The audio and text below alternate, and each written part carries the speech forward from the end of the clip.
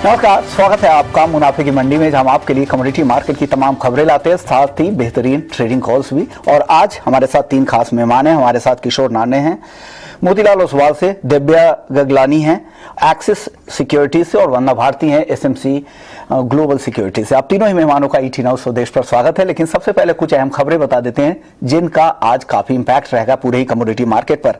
आज यूएस में सीपीआई के आंकड़े आने वाले हैं और बाजार का अनुमान है कि 8.8% रह सकता है। जिस तरह से महंगाई चिंता है और दुनिया भर के सेंट्रल बैंकों का नजर अब महंगाई पर है, फोकस पूरी तरह से महंगाई कम करने पर है। ग्रोथ अब बैक सीट पर चला गया है। महंगाई और मंदी से हेजिंग के लिए डॉलर की मांग अब बढ़ गई है, सोने चांदी की मांग घट गई है। डॉलर इंडेक्स कल हमने देखा है 108.56 के लेवल तक चला गया, अभी भी 108 के ऊपर डॉलर इंडेक्स बना हुआ है। सेंट्रल बैंक के सख्त रुख से लगातार हम सोने चांदी पर दबाव देख रहे हैं। चीन के कई शहरों में अब लॉकडाउन दोबारा से नए सिरे से लॉकडाउन लगाए जा रहे हैं और लग रहा है कि करीब करीब 30 मिलियन लोगों पर इस पाबंदियों का असर होगा, यानी वहां से ग्रोथ डिमांड सब घटने वाली है। अब इस चिंता में अब क्रूड टूट रहा है, $100 के नीचे आ गया है। यूरोप के जो आंकड़े आ रहे हैं वो बेहद ही कमजोर है। वहां पर एनर्जी क्राइसिस है। जिस तरह से नॉर्थ स्ट्रीम 1 जो सबसे बड़ी पाइपलाइन है रूस से जर्मनी में गैस सप्लाई के लिए, वहां पर मेंटेनेंस का काम चल रहा है। रसिया दूसरी तरफ धमकी दे रहा है कि अगर वो परमानेंटली भी इस पाइपलाइन को बंद कर सकते हैं। तो तमाम ऐसी चिंता ग्लोबली है। कॉपर जो सबसे बड़ा इंडिकेटर होता है ग्लोबल मार्केट के लिए, ग्लोबल ग्रोथ को लेकर पूरे बेस मेटल्स में, वहां पर लगातार गिरावट दिख रही है। एमसीएक्स कॉपर की अगर बात करें तो 625 के नीचे आ गया है। एलएमई पे 18 महीने से ज्यादा के निचले स्तरों पर है। एल्युमिनियम 1 साल से ज्यादा के निचले स्तरों पर पहुंच चुका है। और अब एक खबर यह आ रही कि एलएमई पर एशियन आवर्स में निकल में ट्रेडिंग जल्द शुरू हो सकती है। लेकिन एग्री मार्केट की अगर बात करें तो 2022 में रूस का उत्पादन तेजी से, गेहूं का उत्पादन तेजी से बढ़ेगा और जो ओवरऑल जो ग्लट है, ओवर सप्लाई की स्थिति वहां पर गेहूं की बन सकती है, क्योंकि इस बार वॉर की वजह से बहुत सारे कंट्री में वहां से एक्सपोर्ट नहीं हो पाया था।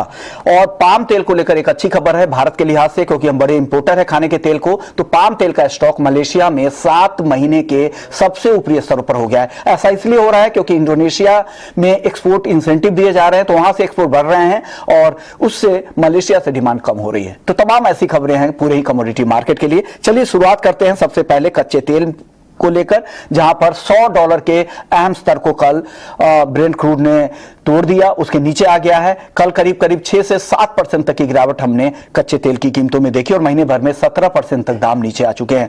वरना जी क्या लग रहा है कच्चे तेल में यहां से और कितनी गिरावट आपको और दिख रही है? विश्वमोहन जी, यहाँ पे 2-3 ट्रिगर्स जो है वो बेयरिश है। यहाँ पे एक तो जून जुलाई का जो महीना होता है वो स्लगिश होता है यहाँ पे मानसून सीजन की वजह से, और डॉलर इंडेक्स जो 108 से ऊपर है, मुझे लग रहा है यहाँ पे बहुत चांसेस है यहाँ पे कि 26-27 को जो मीटिंग है उससे पहले एक बार 109-109.50 की तरफ भी ये जा सकता है। तो दबाव रहेगा कमोडिटीज काउंटर पे। साथ में बेयरिश न्यूज है यहाँ पे इकोनॉमी के फ्रंट से भी और खासकर चाइना की तरफ से। तो मेरे ख्याल से यहाँ पे जो मेजर यहाँ पे सपोर्ट लेवल है वो यहाँ पे 7600 का होगा एमसीएक्स में।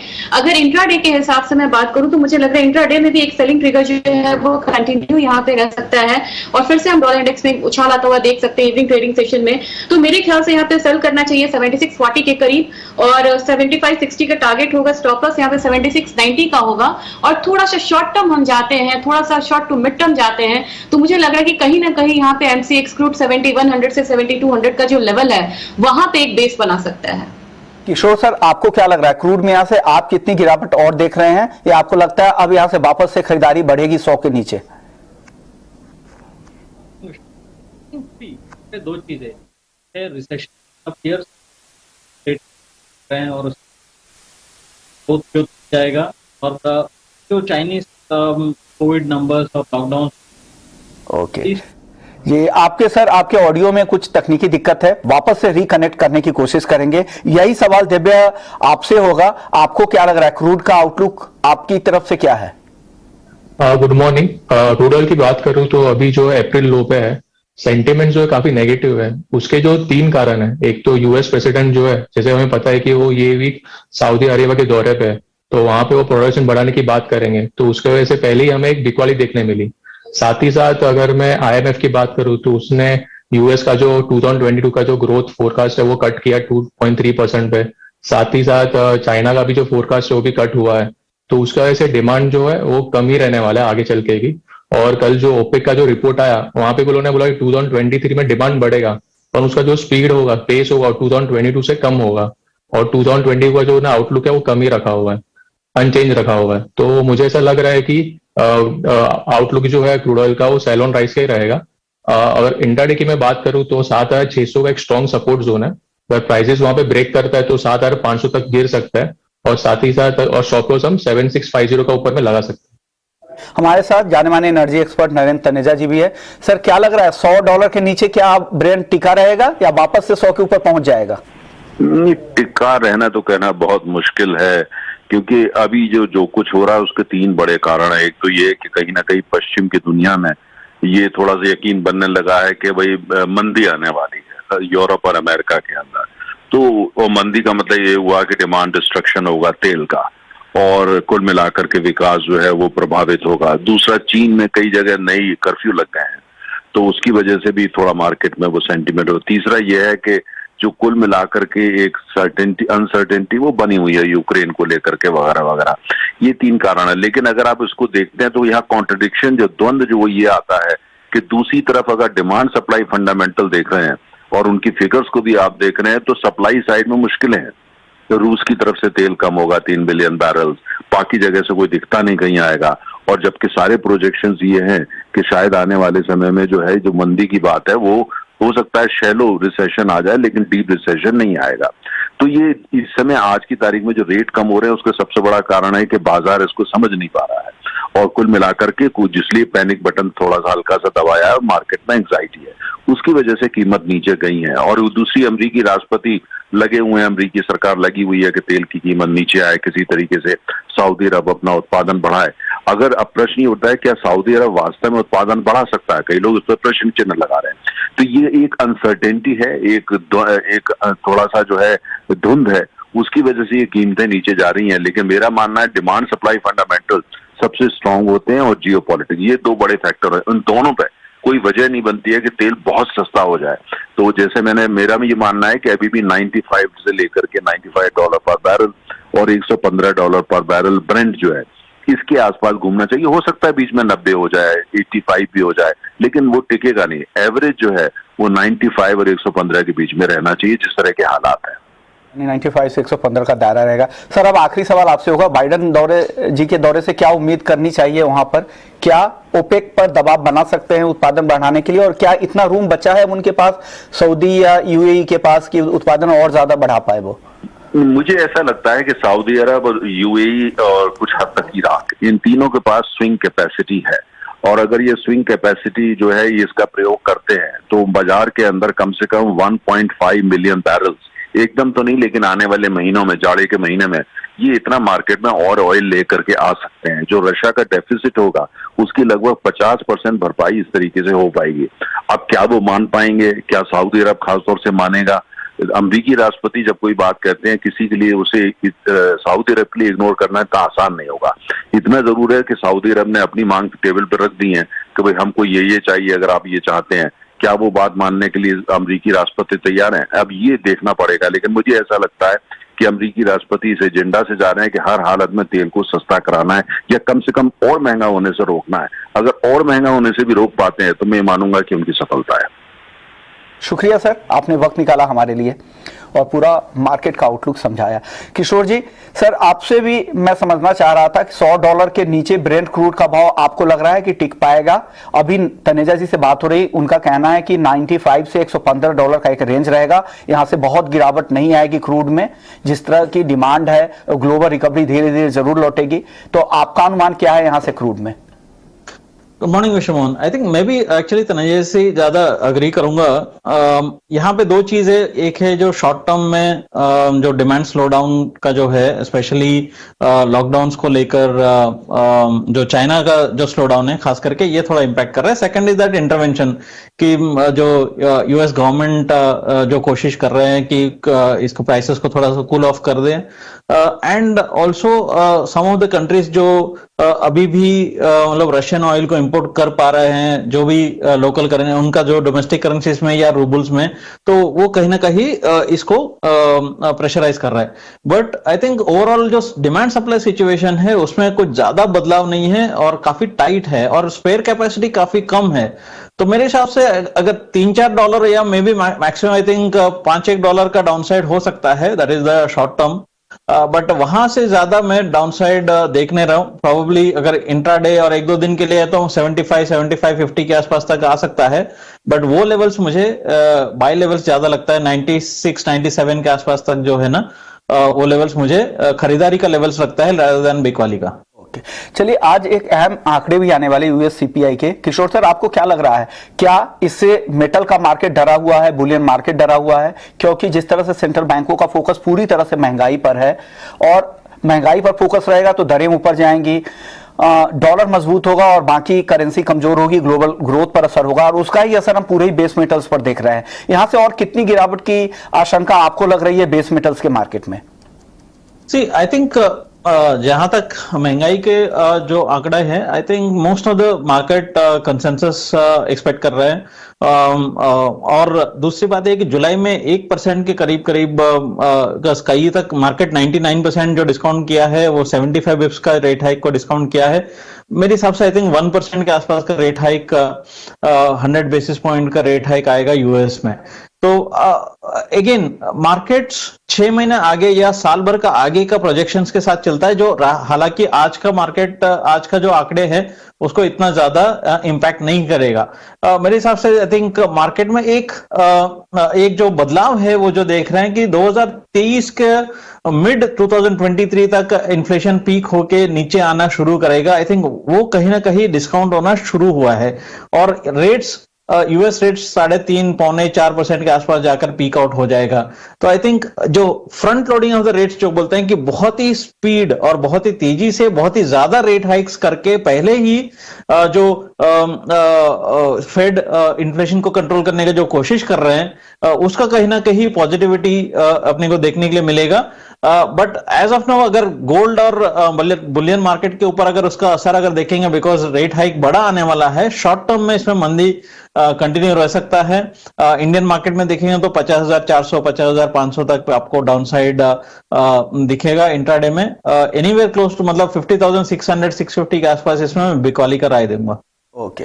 कॉपर, पिछले हफ्ते सभी जितने भी एक्सपर्ट्स थे सब यहाँ पर बिकवाली की राय दे रहे थे। वंदना जी, आपका भी सेल कॉल ही था और काफी गिर भी गया। धर्मेश जी तो पहले से ही 620 तक का टारगेट दे चुके थे, उसके आसपास आ भी गया है। यहां से क्या करना चाहिए कॉपर में और कितनी गिरावट आप देख रही हैं वंदना जी? विश्वमोहन जी, मुझे लग रहा है कि बेस मेटल काउंटर अभी फिलहाल दबाव में रहेगा और जो भी यहाँ पे इन्फ्लेशन फिगर्स हैं ये कंसर्न रखते हैं और जो भी इंटरेस्ट रेट हाइक हुए हैं रिसेंट में, एग्रेसिव जो हुए हैं, ये रिफ्लेक्ट होने में एटलीस्ट मुझे लग रहा है कि 1 क्वार्टर का समय लगेगा इन्फ्लेशन में। तो निश्चित तौर पर रेट बढ़ेगा और इसका इम्पैक्ट यहाँ पे आएगा। और दूसरी चीज यहाँ पे विश्वमोहन जी, कॉपर का देखें तो जो 2022 का जो सप्लाई साइड है ये 4% बढ़ रहा है, जो डिमांड है वो 2% बढ़ रहा है। तो ओवरऑल देखिए एक सरप्लस में आ रहा है सप्लाई साइड, तो इम्पैक्ट यहाँ पे थोड़ा सा बेयरिश जो है वो यहाँ पे रहेगा। और इंट्राडे में भी मुझे लग रहा है कि थोड़ा सा पुल बैक आता है, 627 के करीब आता है मेरे ख्याल से, तो वहां पे सेलिंग करना चाहिए। 622 का टारगेट रखना होगा स्टॉप लॉस, यहाँ पे लगा के चल सकते हैं 630 का। ओवरऑल अगर विश्वमोहन जी देखा जाए कि इस बार कहाँ पे थोड़ा सा बॉटम फॉर्मेशन हो सकता है, तो मुझे लग रहा है कि एमसीएक्स में हो सकता है कि 610 के करीब यहाँ पे एक बार सपोर्ट ले सकती है कमोडिटी। तब तक मुझे लग रहा है कि जो गिरावट है ये कंटिन्यू रह सकता है। हर कह सकते हैं कि हायर सेल एट राइज की स्ट्रेटजी जो है इस काउंटर में एप्लीकेबल है। दिव्या, आप सहमत है? आपको भी लग रहा है कि कॉपर को बेचकर ही जाना चाहिए? हाँ, मैं भी एग्री करता हूँ सारे एक्सपर्ट के साथ। कॉपर में जो अभी जो ट्रेंड है वो सेलिंग का ही है। एक तो डॉलर इंडेक्स जो 20 साल के हाई पे है, तो उसकी वजह से सेंटिमेंट जो है काफी वीक हो गया। हमने कल सारे के सारे बेस मेटल में एक अच्छी खासी सेलिंग देखने मिली। साथ ही चाइना में जो कोरोना कंसर्न्स है वो भी काफी बढ़ गए। अभी वहां पे जो सब वेरिएंट आया है उसमें वो लोग बोले कि वो ज्यादा इन्फेक्शियस है तो ज्यादा तेजी से बढ़ सकता है। तो वहां पे जो जीरो कोविड पॉलिसी चाइना अगर वापस से फॉलो करता है तो डिमांड जो है कम ही होगी। अगर मैं लेवल्स की बात करूं तो 626 के अराउंड अगर कॉपर आता है तो वहां पे हम सेल करके चले। स्टॉप लॉस हम 630 का लगाए और टारगेट हम नीचे में 620 का एक्सपेक्ट कर सकते हैं।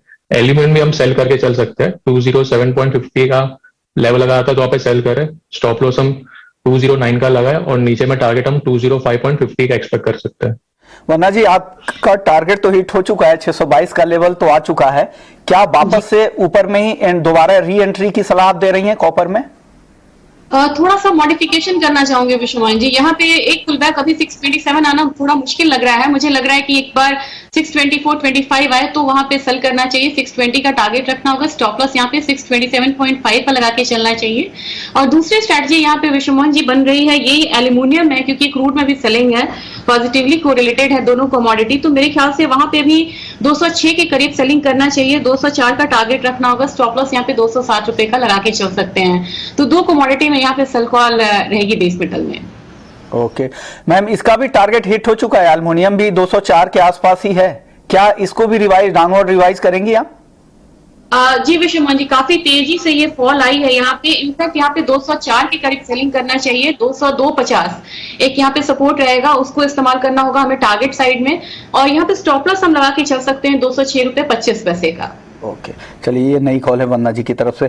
किशोर सर, आप जिंक का, मुझे याद है 2 हफ्ते पहले जब आपसे बात हो रही थी, हालांकि आप सारे ही बेस मेटल्स में बिकवाली की सलाह दे रहे थे, लेकिन जिंक 279 के आसपास था। उन्होंने कहा कि जिंक सिर्फ मैं नहीं बेचना पसंद करूंगा। क्या आज आप जिंक बेचना पसंद करेंगे?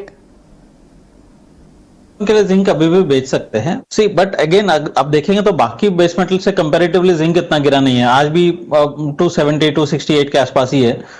तो मेरे हिसाब से जिंक अभी बिकवाली कर सकते हैं। थोड़ा सा अगर उछाल आता है 273 इज ए कंफर्टेबल लेवल बिकवाली करने के लिए। 268 के आसपास का आप टारगेट रख सकते हैं। Other than that I think copper एक जो है अच्छा सेलिंग लेवल्स हो सकता है। अगेन एक चीज मैं ध्यान देना चाहता हूं कि यहाँ पे most of the base metals 35% से लेके 40-50% तक गिरावट देख चुके हैं। बहुत ही ज्यादा नेगेटिविटी इसमें डिस्काउंट हो चुका है। तो यहां से जो आपका जो उम्मीद है ना डाउनसाइड का, वो थोड़ा सा कम कर लेना चाहिए। मेरे हिसाब से 620 के आसपास तक कॉपर में गिरावट अभी भी देख सकते हैं। But anything between 560-570 copper bottom out होने का आशंका है। तो आपको मैक्स टू मैक्स यहां से 7-8% डाउनसाइड है। तो कहीं ना कहीं आपका जो रुझान है वो बदलने का समय आ गया है, मे बी अगले 1-2 महीने में। यानी 1 से 2 महीने का अगर व्यू है तो अब 6 से 7%, 8% तक मैक्सिमम गिरावट यहां से और आ सकती है। तो अब आपको अपनी स्ट्रेटजी बदलनी पड़ेगी। ये इंट्राडे के लिए सलाह नहीं है, ये पोजिशनल ट्रेडर है उनके लिए है। हालांकि अब बहुत ज्यादा यहां से गिरावट की नहीं है, तो 7-8% गिरावट आ जाए फिर आप खरीदारी की पोजीशन अब धीरे धीरे बना सकते हैं। किशोर सर, एक चांदी भी आप मेटल की बात कर रहे थे, काफी टूट चुकी है चांदी भी। वह ऐसा ही काउंटर है जहां पर काफी गिरावट आ चुकी है। क्या लग रहा है किस लेवल पे खरीदारी करें? पिछले हफ्ते कुछ एक्सपर्ट से बात हो रही थी तो उन्होंने 54,000 55,000 के आसपास उन्हें लगता है कि वहां से चांदी नीचे नहीं आएगी। आपको क्या लग रहा है चांदी में? अगर रुपी डिप्रिसिएशन को हम लोग अगर काउंट नहीं करते हैं तो current levels are equal to somewhere around 43-44,000 के आसपास का करंट लेवल्स होना चाहिए। जो रुपी का जो गिरावट है वो आपको अभी भी जो चांदी को 55-56,000 के आसपास दिखा रहे हैं। सो इंट्राडे में यस 56,600 के आसपास इसमें बिकवाली करके चले। डाउन साइड में आपको 55,900 के आसपास का टारगेट हो सकता है। बट आप जहां आप मुझे बॉटम की जो बात कर रहे हैं तो प्रोबेबली बॉटम मेरे हिसाब से 52,000 से लेके 49,000 के बीच में कहीं ना कहीं वो 2-3 हजार का जो रेंज में मुझे बॉटम आउट जो लगता है सिल्वर में। वर्ना जी, आपका व्यू गोल्ड और सिल्वर के लिए, ट्रेडर्स के लिए क्या है आज? मुझे सिल्वर में लग रहा है कि सेलिंग करके चलना चाहिए। 56,400 के करीब टारगेट यहाँ पे 55,900 का रखना होगा। मुझे लग रहा है 56,000 ब्रीच करना चाहिए यहाँ पे। और स्टॉप लॉस यहाँ पे 56,750 का लगा के चलना होगा। सिमिलरली मुझे लग रहा है कि गोल्ड में भी थोड़ा सा यहाँ पे फॉल जो है वो कंटिन्यू हो सकता भी, भले ही थोड़ा सा रेंज में हो, लेकिन नीचे की तरफ एक बार हम 50,200 आता हुआ देख सकते हैं। तो सेलिंग है दोनों ही काउंटर में यहाँ पे। दिव्या, आप सहमत है? आपको भी लग रहा है सेल करके जाना चाहिए इंट्राडे के लिए, या आपकी कॉल अलग है? पर मैं ट्रेंड की बात करूं तो ट्रेंड अभी सेलिंग में ही है, पर इंट्राडे के लिए मुझे लग रहा है कि एक शॉर्ट कवरिंग आ सकता है, क्योंकि गोल्ड और सिल्वर हम देखें तो काफी ओवरसोल्ड है। बाकी घरेलू बाजार में अभी गोल्ड में ज्यादा सेलिंग देखने नहीं मिला, क्योंकि रुपया जो है काफी कमजोर हो गया है। और कॉमेक्स की बात करूं तो ऑलमोस्ट 10 महीने के लो पे ट्रेड कर रहा है। तो इंट्राडे के हिसाब से मुझे लग रहा है कि गोल्ड अगर एक बार 50,550 के ऊपर सस्टेन करता है तो वहां पे हम बाइंग कर सकते हैं। स्टॉप लॉस हम नीचे में 430 का लगा है और टारगेट हम 50,750 का एक्सपेक्ट कर सकते हैं। और सिल्वर की बात करूं तो सिल्वर भी 2 साल के लो पे है। अगर मैं गोल्ड और सिल्वर रेशियो की बात करूं तो 2 साल के हाई पे है 92 के करीब। तो सिल्वर थोड़ा सा अट्रैक्टिव लग रहा है करंट लेवल पे। तो सिल्वर भी हम बाइंग कर सकते हैं अगर 56,600 के ऊपर सस्टेन किया तो। पर ये लेवल जो है कॉल है मेरा इंट्राडे के हिसाब से ही है। स्टॉप लॉस हम नीचे में 56,000 का रखे क्योंकि प्राइसेस जो है ये लेवल काफी टाइम से ब्रीच नहीं कर पा रहा है, तो एक बाउंस बैक एक्सपेक्टेशन है और टारगेट हम 57,300 का लगा सकते हैं। अब इस बीच रुपया भी जो कल का जो रिकॉर्ड हाई था उसी के एग्जैक्टली उसी लेवल पे 79.66 के लेवल पर है। रुपए में यहां से और गिरावट दिख रही है। किशोर सर, आपको क्या लग रहा है? रुपए का जो गिरावट है आई थिंक शॉर्ट टर्म मुझे लगता है कि कंटिन्यू करेगा। 80 रुपीस पर डॉलर का जो लेवल है वो थोड़ा बहुत सेंटिमेंटली अहम है, थोड़ा बहुत डिफेंड करने की कोशिश करेंगे, बट मुझे लगता है कि 81 के करीब करीब हम लोग शॉर्ट टर्म में पहुंच सकते हैं, बिकॉज ग्लोबली डॉलर को चैलेंज करते हुए कोई करेंसी टिक नहीं पा रहे हैं। आप यूरो देख रहे हैं काफी कमजोर है, पाउंड देख रहे थे काफी कमजोर है, एनी इमर्जिंग मार्केट करेंसीज काफी कमजोर है। तो मुझे नहीं लगता है कि रुपये कुछ आउट परफॉर्म कर पाएगा यहाँ पे, और इसका डेप्रिसिएशन बिकॉज अगर 80 अगर एक बार ब्रेक करता है थोड़ा बहुत जो फास्ट मूव आ सकता है, ₹1, ₹1.5, ₹1.25 के आसपास का मूवमेंट आपको जो स्टॉप ट्रिगर हो सकता है, उसके वजह से बड़ा मूवमेंट एक साथ अचानक आ सकता है। ओके, तो ये भी है रुपए पर। चलिए अब एग्री मार्केट की बात कर लेते हैं। कॉटन में इंटरनेशनल मार्केट में फिर से काफी गिरावट देखने को मिल रही है। वरना जी क्या लग रहा है कॉटन में, क्या एमसीएक्स पर भी यहां से गिरावट और दिख रही है आपको? विश्वमोहन जी, इंटरनेशनल मार्केट में जो गिरावट आई वो यहाँ पे रिफ्लेक्ट नहीं कर रहा है एमसीएक्स में, लेकिन मुझे लग रहा है कि फिलहाल एक दबाव जो है वो कॉटन में बने रहना चाहिए, और जो जुलाई कॉन्ट्रैक्ट है एक बार 41,500 तक आना चाहिए। तो मुझे लग रहा है कि फिलहाल जो अभी 1 से 2 दिन का ट्रेडिंग सेशन रहेगा उसमें यहाँ पे करेक्शन देखने को मिलेगा, और टारगेट यहाँ पे 41,500 पे रखना होगा। और मुझे लग रहा है कि यहाँ पे एमसीएक्स में थोड़ी सी लिमिटेड यहाँ पे डाउन साइड रहेगी, क्योंकि आइस में पहले भी हम एक शार्प फॉल आता हुआ देखे थे, लेकिन हमारी मार्केट ने वो रिफ्लेक्ट नहीं किया था। रदर ज्यादा फॉल जो है वो मुझे लग रहा है कि अगस्त कॉन्ट्रैक्ट में एक बार 38,000 देखने को मिलेगा। कॉटन केक, हालांकि कॉटन केक में उस तरह की तेजी भी नहीं आई थी, ये तो लगातार कमजोरी है। क्या करना चाहिए? 2600 के आसपास है आज एनसीडीएक्स पर, यहां से तेजी आपको दिख रही है क्या? मुझे लग रहा है कि थोड़ा सा दबाव जो है, क्योंकि कॉटन में भी एक फॉल है तो रिफ्लेक्ट करेगा आज के दिन में। तो यहाँ पे मुझे लग रहा है कि 2610 जो है वो एक लेवल रहेगा जहां पे सेलिंग करना चाहिए। 2550 का टारगेट रखना होगा। स्टॉप लॉस 2640 का हम लगा के चल सकते हैं। और यहाँ पे मुझे लग रहा है विश्वमोहन जी की बहुत ज्यादा इसमें गिरावट आई है, लेकिन 2400 2450 एक लेवल रहेगा जहां पे फिर से ये कंसोलिडेट कर सकती है और सपोर्ट ले सकती है ये कमोडिटी। ओके, तो कपास कली पे ये भी हुआ है। मैम फटाफट से अब आप बता दीजिए मसालों में कोई एक काउंटर जो आपको आज पसंद है? मुझे लग रहा है कि यहाँ पे बाइंग जो है फिर से रहेगा 7960 पे बाय करना चाहिए। 8080 का टारगेट होगा। स्टॉप लॉस यहाँ पे 7890 का लगा के चल सकते हैं, और मुझे लग रहा है जो भी अभी गिरावट आई है उस पर फिर से एक बार बाइंग आ सकता है। शुक्रिया वंदना जी आपका, किशोर सर आपका, और दिव्या आपका। आप लोगों ने वक्त निकाला और पूरा ही आउटलुक समझाया, बेहतरीन ट्रेडिंग कॉल्स भी दिए। तो मुनाफे की मंडी में फिलहाल इतना ही, लेकिन आप बने रहिए हमारे साथ। ब्रेक के बाद आपके लिए एफएम जंक्शन।